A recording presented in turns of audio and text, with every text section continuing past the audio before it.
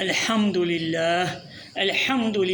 رب العالمین والعاقبۃ للمتقین والصلاة والسلام علی رسولہ محمد وعلی آلہ وصحبہ اجمعین اما بعد قال اللہ تعالی فی الکلام المجید یا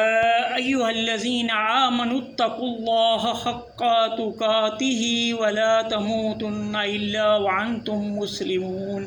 صدق اللہ العظیم۔ نہایت ہی قابل احترام سامعین محترم، آج کی میری گفتگو کا عنوان ہے تقوی ذریعہ نجات۔ تو سامعین محترم، میں نے آپ کے سامنے سورہ آل عمران کی ایک آیت تلاوت کی جس میں اللہ رب العالمین فرماتا ہے یا ایھا الذین آمنوا اتقوا اللہ، اے وہ لوگوں جو ایمان لائے ہو اللہ کا تقوی اختیار کرو، حق تقاتہ ہی، جیسا کہ اس سے تقوی اختیار کرنے کا حق ہے،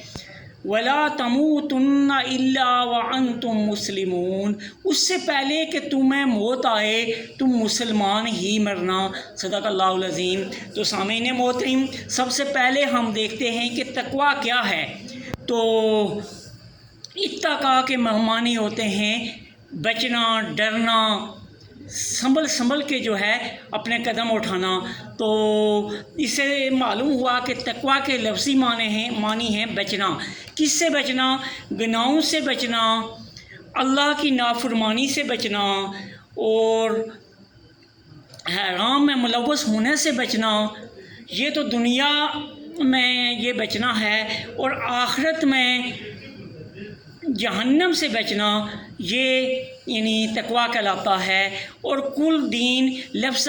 تقوی کے اندر ہی مضمر ہے۔ تو سامعین کرام، تقوی جو ہے یہ ایک مومن کی شان ہوتی ہے۔ تو تقوی کے حوالے سے حضرت عمر رضی اللہ تعالیٰ عنہ کی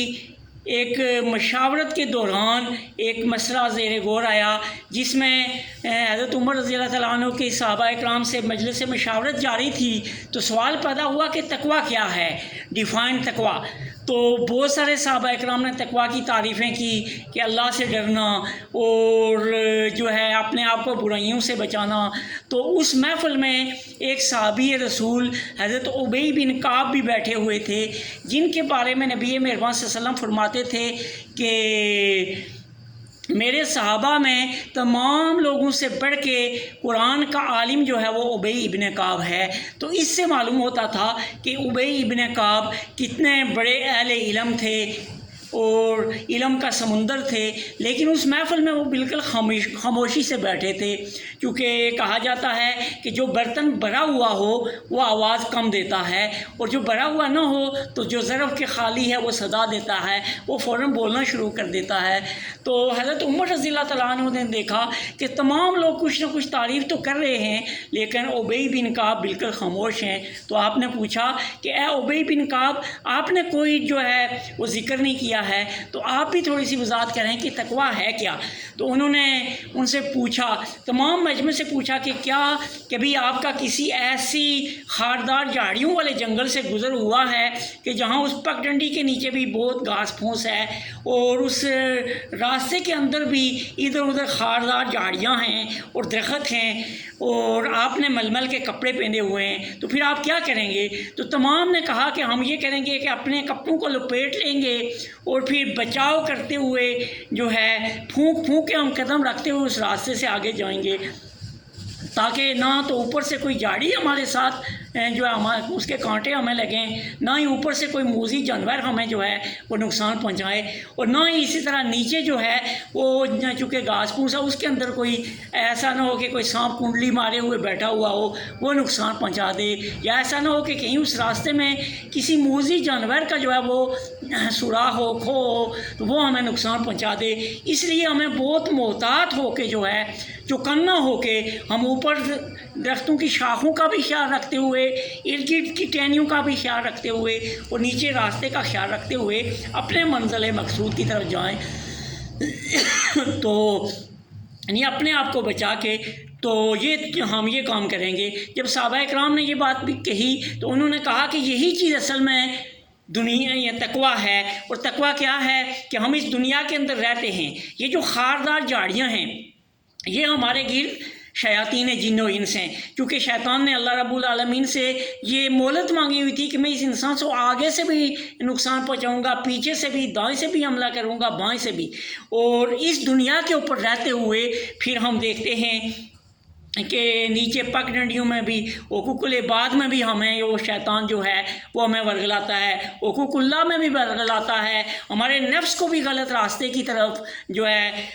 نفس امارہ کی طرف ورگلاتا ہے، اور ہمارے دل کو بھی ورگلاتا ہے۔ یہ ساری چیزیں ہیں۔ تو جس طرح کہ آپ اس جنگل سے گزر رہے ہوں تو اپنے کپڑوں کو بالکل لپیٹ لیں، مل مل کے کپڑے پہنے ہوئے ہیں، اور اپنے پھر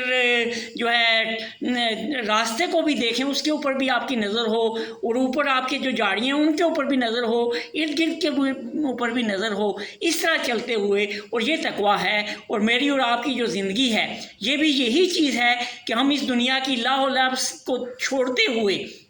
یعنی ایک تو یہ ہے نا کہ ہم اپنے کھانا پینا چھوڑ دیں، کاروبار و زندگی چھوڑ دیں، سارا کچھ چھوڑ دیں، بس صرف اللہ اللہ کریں، تو یہ پھر ہم انسان نہیں ہوں گے۔ ہمیں اس کام کے لیے نہیں بھیجا اللہ رب العالمین نے۔ اللہ رب العالمین نے ہمیں نائب بنا کے اس دنیا کے اوپر بھیجا ہے، اور ہم خلیفۃ اللہ فی الارض ہیں۔ اللہ کے قانون کے مطابق ہم نے اس زندگی کو گزارنا ہے، ہم نے کاروبار زندگی بھی کرنا ہے، ہم نے اپنے رشتہ داروں کے ساتھ بھی ڈیلنگ کرنی ہے، ہم نے اپنے پڑوسیوں کے ساتھ بھی ڈیلنگ کرنی ہے، ہم نے اپنے محلہ داروں کے ساتھ بھی ڈیلنگ کرنی ہے، ہم نے حکومت کے ایوانوں کو بھی ٹھیک کرنا ہے، ہم نے اپنے عدالتوں کے نظام کو بھی ٹھیک کرنا ہے۔ اس سارے نظام کو جو ہے قال اللہ و قال رسول اللہ کے تابع کرنے کا یہ مطلب ہے کہ جس طرح کہ اس خاردار جھاڑیوں کے اندر سے ہم نے اپنے کپڑوں کو لپیٹا اور منزل مقصود کی طرف جانے کی ہم نے جدوجہد کی، تو یہ جدوجہد میری اور آپ کی جب ہوگی کہ ہم قال اللہ اور قال رسول اللہ کے نظام کو نافذ کرنے کی جدوجہد کریں گے، تو یہی میرا اور آپ کا تقویٰ ہے۔ اور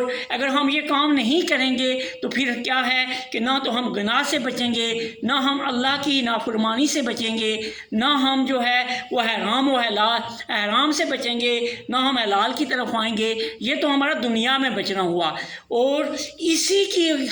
وجہ سے جب ہم یہ کام نہیں کریں گے تو پھر آخرت میں ہم جہنم سے بھی بالکل نہیں بچ سکتے۔ تو کیا ہے کہ اسی لیے اللہ رب العالمین نے نبی محمد صلی اللہ علیہ وسلم کی بعثت کا بھی ہمیں سمجھایا کہ هو الذی ارسل رسولہ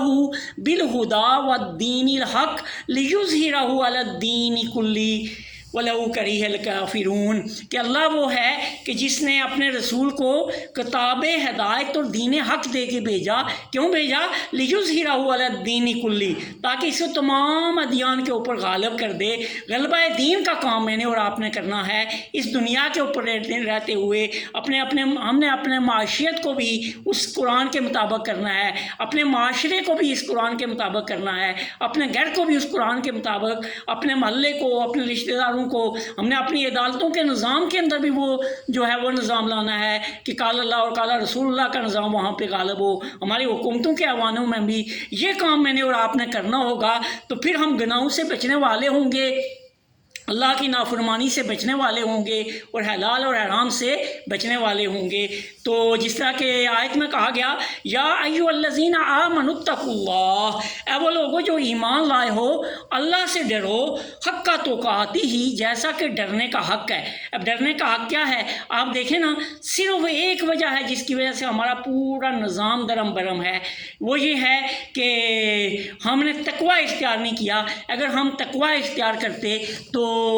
ہمارا ایک دکاندار جو ہے وہ کبھی اپنا مال بیچنے کے لیے جھوٹی قسمیں نہ کھاتا، وہ ہمیشہ اس اللہ سے ڈرتا، تقویٰ اس کے اندر ہوتا۔ ہمارا جو ہے ایک تاجر جو ہے وہ تجارت کرتے ہوئے جو ہے وہ کبھی قسم نہ اٹھاتا۔ ہمارا جو استاد ہے وہ اپنی یکسوئی کے ساتھ اپنے ان طلباء کی تربیت کرتا اور ان کو قرآن و سنت سے جوڑتا، دینی اور دنیاوی تعلیم کے اندر وہ یکسو ہوتا۔ اسی طرح ہمارا جو ہے جج جو ہے وہ قرآن و سنت کے مطابق فیصلے کرتا، چونکہ اس کو اس اللہ کا خوف ہوتا۔ اسی طرح ہمارے سیاستدان جو ہیں وہ بھی اس کرپشن سے بچتے ہوئے جو ہے، جیسے کہ حضرت عمر رضی اللہ تعالیٰ عنہ کے پاس 2 چادریں یہ ایک بیٹے نے دی تو عوام ان سے پوچھنا شروع ہو گئی، لیکن آج ہماری عوام جو ہے وہ بھی جو ہے اس تقوی سے خالی ہے، اور اسی طرح پھر ہمارے حکمران بھی، کیونکہ اللہ رب العالمین نے فرمایا ہے ان اللہ لا یغیر ما بقوم حتی یغیروا ما بانفسہم، کہ خدا نے کبھی اس قوم کی حالت کو نہیں بدلا، نہ ہو جس کو خیال آپ اپنی حالت کے بدلنے کا۔ تو یہ کام تبھی ہوگا کہ میں اور آپ اس دنیا کے اوپر رہتے ہوئے ہم اپنے اس جو ہے نصب العین کو ہم دیکھیں گے۔ ہمارا نصب العین کیا ہے کہ اللہ کی زمین کے اوپر اللہ کا نظام نافذ ہو، اللہ کے اس قرآن کا نظام نافذ ہو، اور یہی تقویٰ ہے کہ جب ہم یہ کام کریں گے، قرآن کے نظام کو لائیں گے، تو ہم گناہوں سے بچیں گے، نمبر 1۔ نمبر 2، ہم اللہ کی نافرمانی سے بچیں گے۔ نمبر 3 جو ہے وہ ہم حرام میں ملوث ہونے سے بچیں گے، اور حلال کی طرف تقدو کرنے کی طرف ہم بڑھیں گے، تو پھر ہم دنیا کی زندگی میں بچیں گے۔ اور پھر اللہ تعالیٰ نے فرمایا وَلَا تَمُوتُنَّ إِلَّا وَأَنْتُمْ مُسْلِمُونَ، اور اس سے قبل کہ تمہیں موت آئے تم مسلم ہی میں رہو۔ اب مسلم صرف میں اگر اپنا نام عبداللہ رکھ دوں، عبد الرحمن رکھ دوں، یا کچھ اور نام مسلمان رکھ دوں، تو میں خالی مسلمان نہیں ہوں گا، بلکہ میرا عمل مجھے مسلمان بتائے گا۔ میری باتوں کے اندر راست بازی ہوگی، میری باتوں کے اندر سچائی ہوگی، میرے عمل کے اندر دیانتداری ہوگی، اور میرے کام کے اندر جو ہے وہ نفاست اور دیانتداری ہوگی، تو پھر جا کے جو ہے ہم تقوی والے ہوں گے۔ اور جب ہمارے اندر یہ ساری چیزیں ہونے کے ساتھ ساتھ میں اور آپ قرآن کے اس علم سے بھی جو ہے جو سیکھنے کی جدوجہد کریں گے، اپنے آپ کو اپنے نمازوں کے اندر بھی اللہ رب العالمین سے خشوع و خضوع کے ساتھ ملاقات کرنے والے ہوں گے، اس کے ساتھ لو لگانے والے ہوں گے، اور اس کے ساتھ ہمیشہ اس سے جو ہے مدد مانگتے ہوں گے کہ اللہ رب العالمین مجھ سے اپنے دین کی خدمت لے، اے اللہ رب العالمین میرے اندر اس تقوی کو ڈھال دے، تو پھر جا کے ہم اس کام کے اندر صحیح انداز میں جو ہے آگے بڑھیں گے۔ تو کسی نے نبی مہربان صلی اللہ علیہ وسلم سے پوچھا کہ تقوی کیا ہے، تو آپ نے کہا تقوی ہاؤنا، تقوی یہ دل کی اندرونی کیفیت کو ہے۔ تو اس لیے میں نے اور آپ نے اپنے اس دل کو بھی صاف کرنا ہے، اور اپنی اس زبان کو بھی صاف کرنا ہے۔